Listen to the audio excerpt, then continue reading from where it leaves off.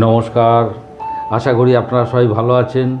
আমার এই ভিডিও যে যেখান থেকে দেখছেন সবাইকে নমস্কার জানাচ্ছি। শুরু করছি ধনু লগ্ন নিয়ে একটা আলোচনা। আমরা এখানে যেটা আলোচনা করছি সেটা হলো বৃহস্পতির ট্রানজিট নিয়ে। বৃহস্পতি এখন আছেন বৃষে, উনি 15 মে চলে যাবেন মিথুনে, উনি 19 অক্টোবর অতিচারী গতিতে চলে যাবেন কর্কটে, 11 নভেম্বর উনি রেট্রোগেট হবেন এবং 4 ডিসেম্বর আবার ব্যাক করে মিথুনে চলে আসবেন। তা বৃহস্পতি এই বছর 3টে রাশি পরিক্রমা করছেন। বৃষে আছেন, মিথুনে যাবেন, কর্কটে যাবেন, আবার ব্যাক করে মিথুনে আসবেন। তাই বৃহস্পতির এই যে ট্রানজিট বা এই যে রাশির পরিক্রমা, সেই পরিপ্রেক্ষিতে ধনু লগ্নের ক্ষেত্রে কী রেজাল্ট দিতে পারে, এটা হচ্ছে আমাদের আলোচ্য বিষয়। তা যেহেতু বৃহস্পতি এখন বৃষে রয়েছে, আমরা বৃহস্পতির মিথুনের ট্রানজিট নিয়ে আলোচনাটা করব।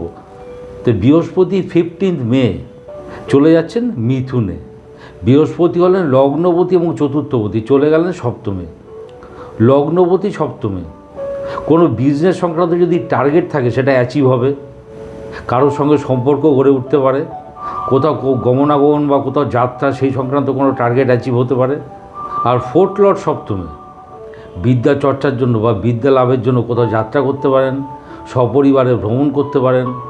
বিদ্যার বিকাশ এবং সপ্তম স্থান থেকে আমরা যেটা দেখি দশমের দশম, অর্থাৎ কর্মের কর্মস্থান, কর্মের কোনো স্পেসিফিকেশনের জায়গা, কর্ম সংক্রান্ত ব্যাপারে কোনো প্রমোশনাল অ্যাক্টিভিটিস হতে পারে।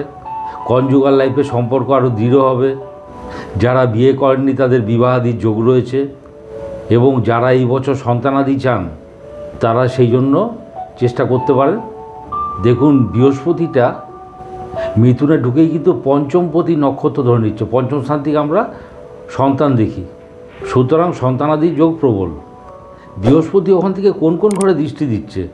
একাদশ ঘরে দৃষ্টি পড়ছে, অর্থাৎ তুলাতে, লগ্নে দৃষ্টি পড়ছে, এবং কুম্ভ অর্থাৎ তৃতীয় ঘরে দৃষ্টি পড়ছে। তাহলে একাদশের দৃষ্টির কী কী এফেক্ট হতে পারে? প্রথম কথা, সপ্তম স্থান থেকে দৃষ্টি দিচ্ছে, বিজনেস থেকে গেইন করা, কোথাও গমনাগমন, সেখান থেকে কোনো কিছু প্রাপ্তি হওয়া। কনজুগাল লাইফ খুব ভালো যাবে। আপনার বেটার হাফ, তার থেকে কোনো গিফট পেতে পারেন। আপনার কারোর সঙ্গে যদি ভালোবাসার সম্পর্ক তৈরি হয় সেখান থেকে কোনো গিফট পেতে পারেন।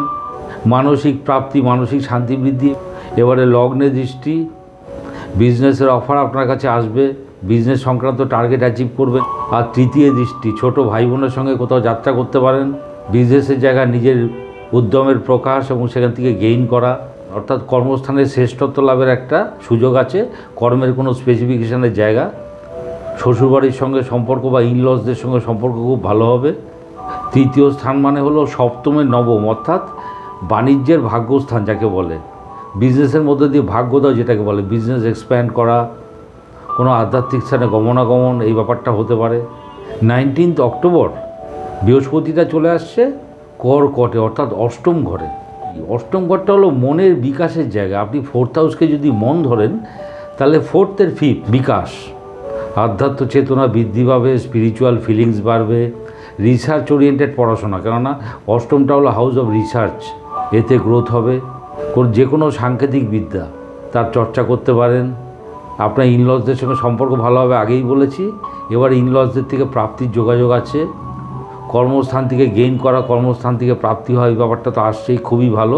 কর্কট থেকে দৃষ্টি পড়ছে দ্বাদশে, পায়ে কোনো চোট আঘাত লাগতে পারে, এই ব্যাপারটা আছে। পায়ের কারগ্রহ হলো বৃহস্পতি। গৃহবাড়ির পেছনে কোনো খরচা নিয়ে টেনশন হতে পারে, এই ব্যাপারটা তো আসছে। বিদেশ যাত্রা নিয়ে কোনো রকম টেনশন হতে পারে বা সমস্যা তৈরি হতে পারে। দ্বিতীয় দৃষ্টি পড়ছে, আপনার অসাবধানতা বশত কোনো সম্পত্তি ড্যামেজ হতে পারে। খাদ্য খাবারে বিষক্রিয়ার যোগ রয়েছে, চেস্টে কোনো প্রবলেম হতে পারে, মাকে নিয়ে কোনো টেনশানে ভুগতে পারেন। চতুর্থ ঘরে দৃষ্টি, এটা ইন্ডিকেট করছে কর্মসূত্রে কোথাও গমনাগমন, সব কিছু ফর বেটারমেন্ট, এবং বিজনেসের থেকে গেইন করা, রিটার্নটা খুব ভালো পাবেন, কেন ওটা হলো সপ্তমের দশম। আর একটা কথা, ইনলসদের থেকে কোনো জায়গা জমি বা গৃহপ্রাপ্তি হতে পারে, এই ব্যাপারটাও আসছে। হাতে কোনো চোট আঘাত লাগতে পারে, এই ব্যাপারটা একটু সাবধানে থাকবেন।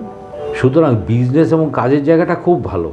কোনো প্ল্যানেট অষ্টমে গিয়ে পড়লে সে তো কিছু টেনশন দেবেই, কিন্তু ওটা কিন্তু মনে রাখতে হবে বৃহস্পতির তুঙ্গ ঘর। বৃহস্পতি ওখানে এক্সাল্টেড অবস্থায় থাকে, সুতরাং অতটা কিছু ক্ষতি করবে না, কেন ওটা হচ্ছে ওর কমফোর্ট জোন। বৃহস্পতি 11 নভেম্বর রেট্রোগেট হবে, 4 ডিসেম্বর বৃহস্পতি ব্যাক করে মিথুনে চলে আসছে। বৃহস্পতির যে রেজাল্ট, সেই এফেক্টগুলো একটু কমে যাবে, কারণ বৃহস্পতি তখন রেট্রোগেট থাকবে।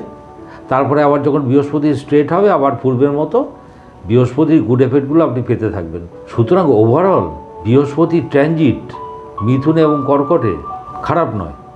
ভিডিওটি ভালো লাগলে লাইক, শেয়ার, সাবস্ক্রাইব করুন। সবাই ভালো থাকবেন। নমস্কার।